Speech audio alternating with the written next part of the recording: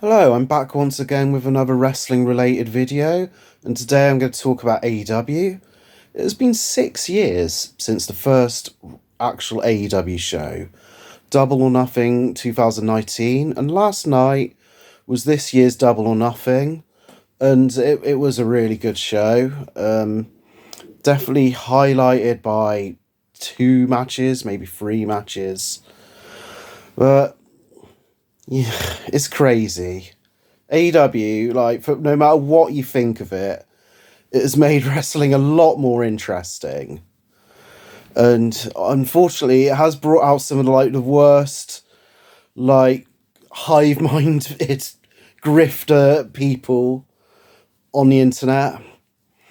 And it's brought out a lot of elitists as well. You can't voice that you enjoy something without someone shooting you fucking down ever. Like, when it comes to being a wrestling fan on the internet or being a fan of anything, really. Anything, whether it's like something in video games or music or film or any culture.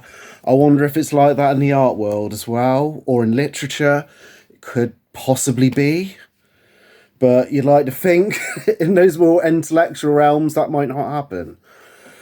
But yeah, it's been 6 years since the first AEW show, Double or Nothing 2019.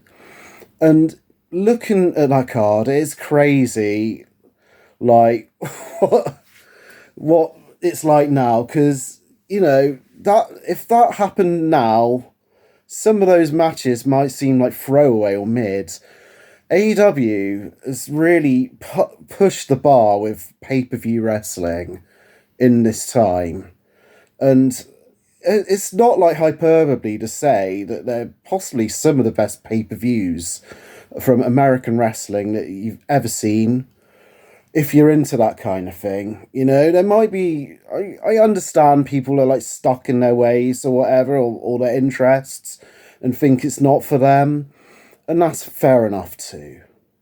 And also it's crazy in this day and age, like, as I say, like the hive-minded kind of like engagement hype train kind of thing. It can put people off. People, things can get blown out of proportion.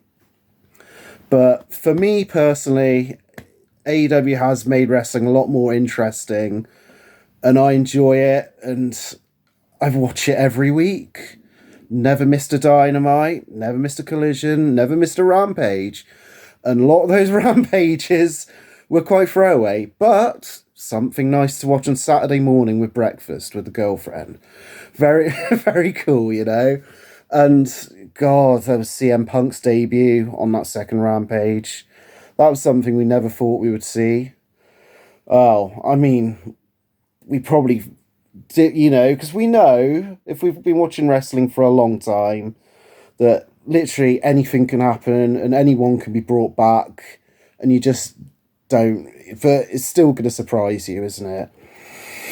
But yeah, I'm going off on major tangents here. Double or Nothing 2019. Hell of a landmark show for AEW. I mean, at that point, there was some major out of proportion hype, as usual, in my internet circles.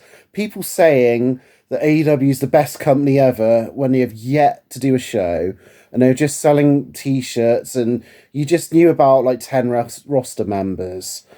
And that was the crazy thing about wrestling in that time period, in the 2010s. There was a lot of eyes on wrestling that wasn't WWE, and it was fucking glorious, really. New Japan had some like really hot shows. The stuff with Kenny Omega and Okada. Some of those matches go down like justifiably as some of the greatest wrestling there ever is, regardless of what you think of Dave Meltzer's star system. And the hype around like the British wrestling scene. Your Progress, your ICW, your Rev Pro. Obviously, WWE had to stick their oar in there. But, like, even then, to some people that brought more eyes on what was going outside of there, and that's cool. And even like NXT as well, it basically felt like Ring of Honor in the 2000s at certain points, but with some like added like gimmicks and stuff and like second generation stars. And I really enjoyed that period of wrestling. Lucha Underground was unbelievable. That felt like one of the freshest shows. And yeah, and on that first All In 2018, that's might be, if that didn't happen, AEW would look a lot different, and it might not even be called AEW, because according to the Young Bucks book, Tony Khan was going to set up a challenger company, regardless if they were on board or not. And they were in conversations, like during the time the first All In was happening in 2018. And, and it ended up that like the Bucks and Kenny and Cody didn't sign with WWE at that point and joined Tony Khan to, start AEW. And it's just crazy to think. I do seem to like go into the what ifs in wrestling, but it is very weird to think that if those guys weren't there at the start of AEW and this company would have gone ahead, how different would it have looked? And would like someone like Chris Jericho get on board with it as well? And would it have like had the like snowball effect for like someone like CM Punk to get back into wrestling? But yeah. And that card at the first All In, some of it is sad to look back on. Obviously, like, I don't know, even at the time, like, the whole Joey Ryan stuff, that's fucking weird, man, and I can't really believe people were entertained by that kind of shit. And, like, knowing what we know after that, God. And obviously Marty Scurll was on there. That's a really sad thing, I know. But yeah, it's understandable that we don't hear from him now. But like, he had a big match with Okada at that. And there was a dream match of Kenny Omega and Penta, which seemed pretty cool. I don't know if it like lived up to my expectations at the time, because to me that was a huge dream match at that time. And then like there's, from there on you get to like the first Double or Nothing, and it's crazy. Obviously Dustin versus Cody was an incredible match, full of emotion, and I think it put a lot of eyeballs on AEW for different types of wrestling fans, especially people with like the old school mentality. I was, as part of what I like as well, I like that traditional kind of NWA style wrestling and like blood feuds and stuff involving brothers as well. Like Brett versus Owen is one of my favorites of all time. And yeah, fucking amazing. And of course, like the Young Bucks and the Lucha Bros match was incredible too. And that was for the AAA Tag Team Championship. And just thinking now that WWE's bought AAA and thinking back to that is mad. But yeah, so like basically, like the popularity of wrestling outside of WWE snowballed, and you have like Kenny Omega versus Chris Jericho in New Japan for Wrestle Kingdom, I think it's 12 or 13. And that inspired Tony Khan to go ahead with this new company, AEW. And it's been a whirlwind. It just feels like no time's passed at all. But like, you look back and it's like 6 years, and their main TV show has like gone on longer than Nitro, which is mad, absolutely mad. But like, good on them, really. But it hasn't all been great, The last 2 years, some of the main event storylines has really been bungled, like hugely bungled. And, the stuff with CM Punk as well. initially that was very exciting, and his first run was great there. But unfortunately, Phil Brooks being who he is, it just didn't work out, did it? I don't want to get bogged down in that shit, but it definitely had an effect on, probably like the year, maybe 2 years after. It just seemed like they couldn't really get their footing right. And then when they get on board, something else happens, like whether it's an injury or like an angle that isn't going right. I mean, the most recent thing is the Death Riders. I think that started off pretty well, at All Out last year. The turn on Brian and with the plastic back and that was like some shocking stuff in wrestling in this day and age. And I even up to the Wrestle Dream, I'd say up to Full Gear last year, it was still all right. Orange Cassidy being the challenger, so it made a lot of sense. Oh, these guys have got to step up to like the scene to elevate themselves, and it was like a good main event. But like I think after that, it just went down the fucking cliff, and there's just been like endings to shows and pay-per-views that have been like a real downer. I mean, last year's World's End pay-per-view, that just pissed me off, man. That was like the first time when I think AEW really pissed me off, because that main event was lackluster as shit. And then it was just like, no, we've really felt like there'd be more of an explanation to why John Moxley's doing what they're doing with the Death Rider group.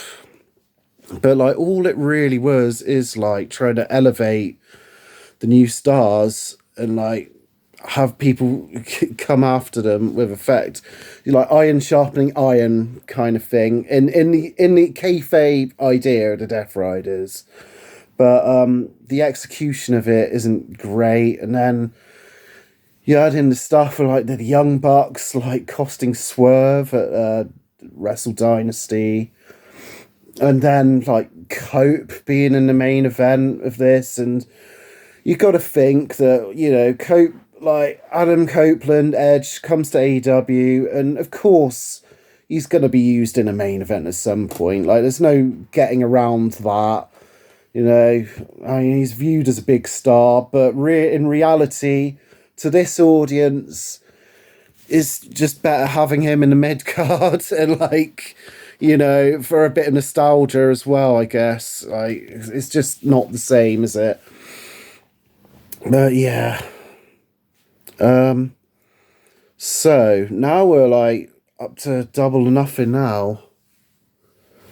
And it was a good pay-per-view. I thought the opening match with Jamie Hayter and Mercedes Moné, it was a bit of struggle there. But I think Jamie Hayter looked strong. It was a foregone conclusion that Monet was going to win, in my opinion.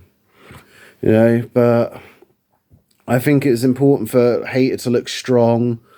And, like, it's fine pushing these people like Monet, like, to a point where they don't lose. But you need people, like, slightly underneath or on their level to be the next challengers. And I'd like to hope that like Jamie Hayter will not get lost in the shuffle or forgotten about, because that is something that happens with AEW, a lot of wrestling booking, really. I can't just blame it on AEW.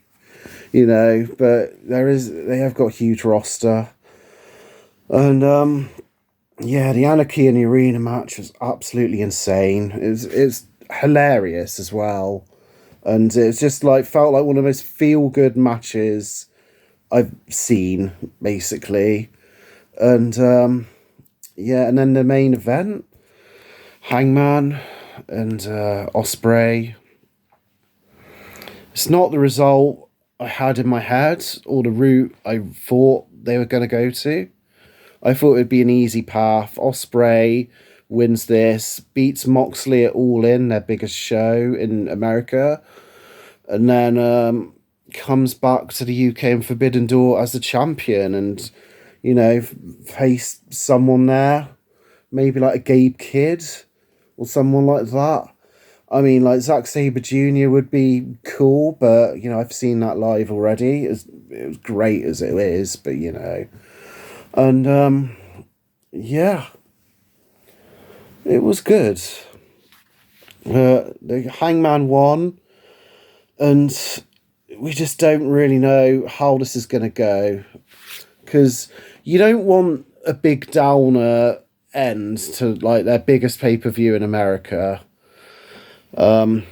Well, I mean, I don't even know if it's their biggest show in America, because I think, according to the tickets, maybe like the first Grand Slam in New York was their biggest show so far, and it's not quite got to that yet, but we will see. I'd like to hope it exceeds that, really.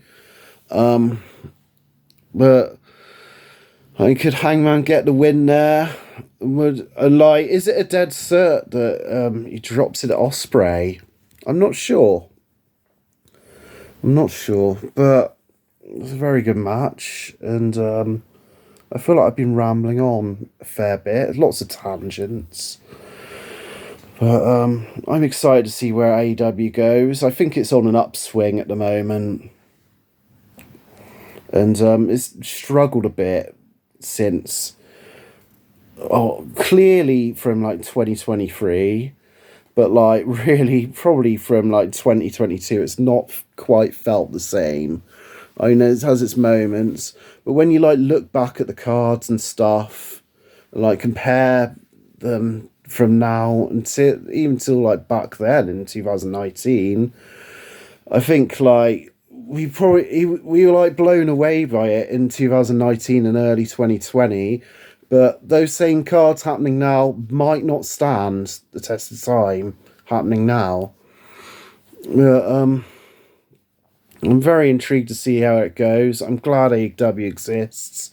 It's a shame about all the tribalism and grifters and that just like ruining it. And I can understand why it might not be to everyone's tastes, but I get a lot of enjoyment out of it. And I'm looking forward to see where things go. But yeah, big long rambly video. Hope you get some enjoyment out of it. Peace.